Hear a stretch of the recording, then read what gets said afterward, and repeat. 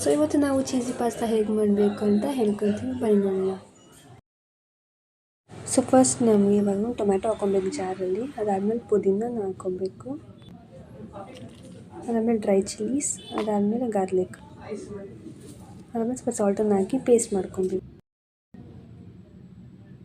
ಇದಾದಮೇಲೆ ಒಂದು ಪ್ಯಾನಲ್ಲಿ ನಮಗೆ ಆಯಿಲ್ ಹಾಕ್ಕೊಬೇಕು. ಅದಾದಮೇಲೆ ಬಟರ್ನ ಹಾಕ್ಕೊಬೇಕು. ಇವಾಗ ಗಾರ್ಲಿಕ್ಸ್ನ ಕಟ್ ಮಾಡಿ ಸ್ಮಾಲ್ ಪೀಸಲ್ಲಿ ಹಾಕಬೇಕು. ಇದರ ಜೊತೆಗೆ ಆನಿಯನ್ಸ್ನ ಹಾಕಬೇಕು. ಇದಾದಮೇಲೆ ಸಾಲ್ಟ್, ಇದಾದಮೇಲೆ ಗ್ರೈಂಡ್ ಮಾಡಿಟ್ಕೊಂಡಿರೋ ಪೇಸ್ಟ್ನ ಹಾಕ್ಕೊಬೇಕು.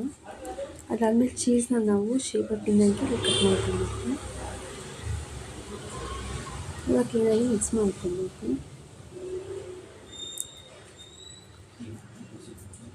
ಇವಾಗ ಪಾಸ್ತಾಸ್ನ ನಾವು ಬಾಯ್ಲ್ ಮಾಡ್ಕೊಂಡಿದ್ವಿ, ಅದು ಹಾಕಬೇಕು. ಅದಾದಮೇಲೆ ನಾವು ಚಿಲ್ಲಿ ಪೌಡರ್ ಹಾಕಬೇಕು, ಪೆಪ್ಪರ್ ಹಾಕಬೇಕು, ಆಮೇಲೆ ನೀರು ಹಾಕಬೇಕು, ಚಿಲ್ಲಿ ಫ್ಲೇಕ್ಸ್ ಕೂಡ ಹಾಕಬೇಕು. ಸೊ ಇವಾಗ ಇದು ಬಾಯ್ಲ್ ಆದಮೇಲೆ ರೆಡಿ ಇರುತ್ತೆ ತಿನ್ನೋಕ್ಕೆ. Like, share, subscribe to my channel for more upcoming videos.